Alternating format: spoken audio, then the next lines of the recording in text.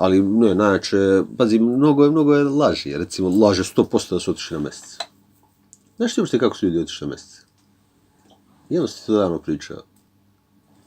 To me interesovalo kad sam imao 9 godina. Pitao sam Burazira koji je inženjer.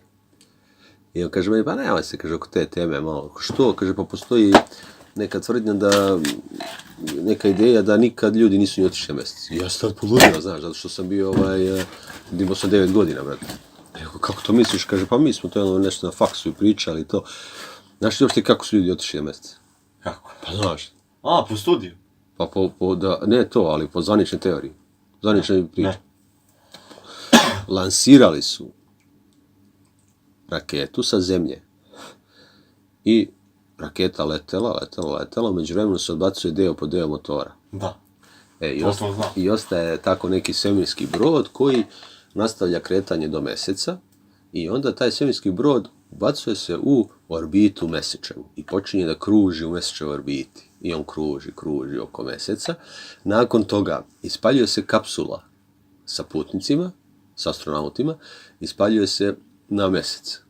I ona sledeće na mjesec. I oni kao slete na mjesec, izađu iz te kapsule i tu šetaju. Nakon toga, posle slikanja, svega ono kao na mjesecu smo ludilo sedaju u tu kapsulu i tu kapsulu sa mjeseca, ne znam kako, lansiraju do svemirskog broda koji je u međuvremenu kružio u mjesečevoj orbiti. I ta kapsula se zakači za taj svemirski brod. Nakon toga, taj ceo avion, svemirski brod, šta je već, razumeš, on se nekako otkači iz mjesečeve orbite i kreće put ka zemlji, nakon čega ulazi u zemljinu orbitu i oni sleću tamo negdje u Americi, u Nevadi, razumeš. A mene zanima...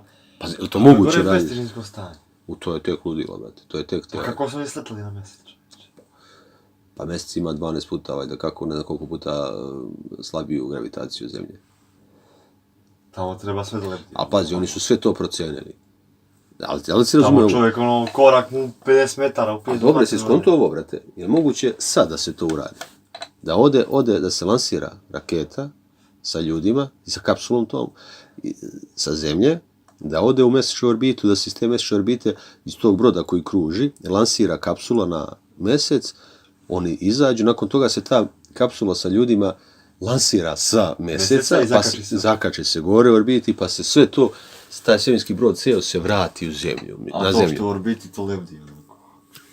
Ma ne, najčešće što oni ponovo se zakače. Ne, pa stoji u mjestu, Da, stoji u mjestu i oni dođu gore i zakače se za mjesečevu. Znaš, onda u orbiti mjesečevu i onda se vrati na zemlju. Pa, brate, idiotizam da nema dalje. Tako da je to mnogo zajebano.